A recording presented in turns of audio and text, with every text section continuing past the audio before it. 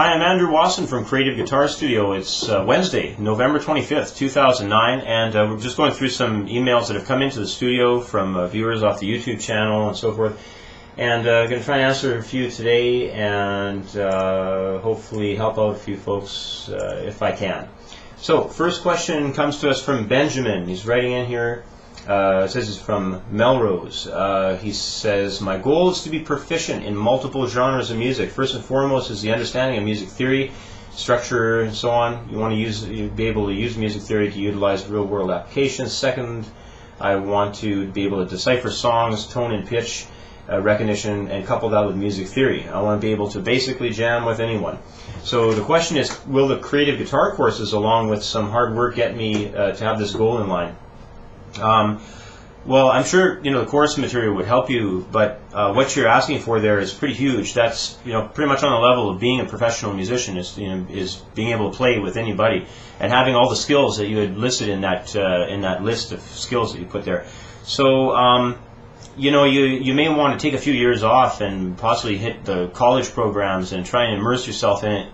You want to kind of collaborate with some people and get involved with teachers as well, one-on-one private lessons even also, where you can actually get some of your questions answered, because along the way you're going to have loads and loads and loads of questions, especially when it comes to things like ear training and music theory. Even when I went to a music school, I was taking extra music theory classes just so I could really get it burned into my mind to a higher level. So, and then with ear training, you talk to anybody that goes to a music college out there, they're going to tell you ear training is the killer. That's the one class where you just need oodles and oodles of work on it. So it sounds to me like you need more than just sort of a set of books or something. I think you need to really start hooking up with quite a few professional players and get some time spent collaborating with people, teachers, and so forth, and that should do it for you. Now, next up is an email from Peter from Connecticut. He's saying here, what is the best acoustic guitar for a beginner?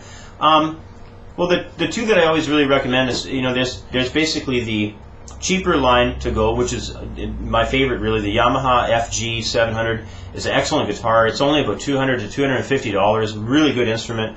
Also, the Seagull, I think it's the S6. I'll clarify that and I'll put it in under the more info link in the sidebar.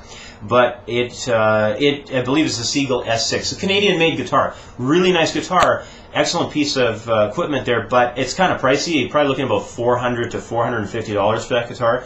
But those two are sort of my favorite beginner guitars out there. Let's go to one more here.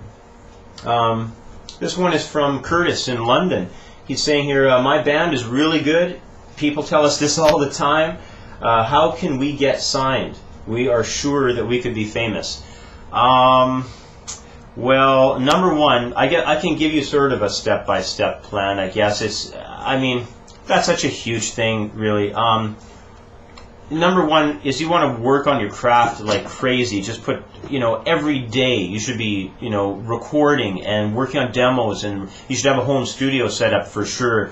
But you got to do loads and loads and loads of work on your songs, and you'll keep rehashing them. You'll probably want to make several demos of every song, before you go and do any serious recording. The second, again, is to get together with some people who are the professional players in town and run your work by them. Talk with them about where you're at. But speak to several people. Pick some of the best players in town, and even see if you can sit down with some of the producers around your city. Maybe even people that are near to where you live. Even if you have to pay them $50 or something to sit down with them and have them critique some of your work. And even, maybe if you have to get them to come out to some live shows and just sort of critique your live performance. Also, videotape your live performances and sort of analyze them from that third-person perspective later. It's very good. When you say here that you want to get signed, you have to start thinking about really establishing your act first and getting some notoriety where you are. Get into the newspapers. Maybe get a house gig somewhere, like every Tuesday night, play at a bar or club or a restaurant or something, so people can always know where they can come see you. you want to really take your business side of things quite seriously. If you have a band name, I guess you're going to have to hire a lawyer and trademark it. I'd really highly suggest that. I've seen some pretty terrible things happen with people's band names over the years that I've been in this business. So trademark your band name, hire a lawyer, get that sorted out. Also, when you get your CD out, even before that, register with ASCAP and BMI, and if you're in Canada, SOCAN. And get your business end of it established. It'll be less likely that someone will kind of rip you off or something down the road. Another thing is you have to start considering what A&R people are after at the labels. There's this old A&R adage of nothing predicts future sales like current sales. So if you really are after getting signed, pick a band that you think is right up along the lines of what you're doing, and almost kind of like copy their sound. I hate to say it, but that's probably more likelihood it will get you signed. Another thing you may want to do is spend some time researching what A&R people are kind of after. They're basically listening to a lot of music, if they even listen to it. Most of the time, they toss the packages that get sent to them because even upon looking at it, they can tell that the person just isn't up there yet in their craft and they need way more work. Also, the other end of the spectrum is they become very suspicious of overly polished and perfected looking packages. They can kind of see right through that stuff. So if you have lots of money and you decide to spend $50,000-$60,000 on a package and a demo CD and everything, I mean, it may look kind of suspicious, like just like you're just throwing money at a project, and they may just not think that you're a valuable investment, and that's really what they're looking for. They're looking, if they're going to sign you and they're going to put you on a tour with a platinum selling signed artist as well. I mean, you have to be an investment to them that you look like you are really professional in the industry. And like I was saying, one of the top reasons why an A&R person is going to toss your package is because they're going to look at it and they're just going to think that you haven't perfected your craft yet.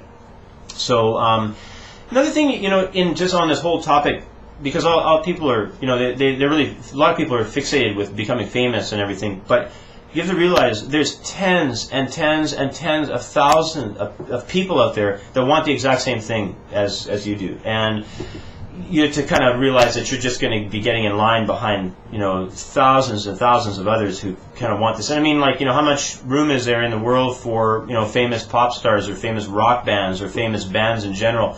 I mean, there's only going to be so many of them. And, there's sort of like the top 100 almost, you could say. And then, my main piece of advice to you is just try not to spend a lot of money and don't dig yourself in debt with this. Play music, because you love music, and if something happens and you become famous, that's that's great for you, but it certainly isn't going to happen to very many people. So hopefully that helps out answering your question there a little bit. Anyway, I'm going to wrap it up, and hopefully be able to get another one of these off to you later in the week. Until next time, though, take care, and we'll catch up with you next time. Bye for now.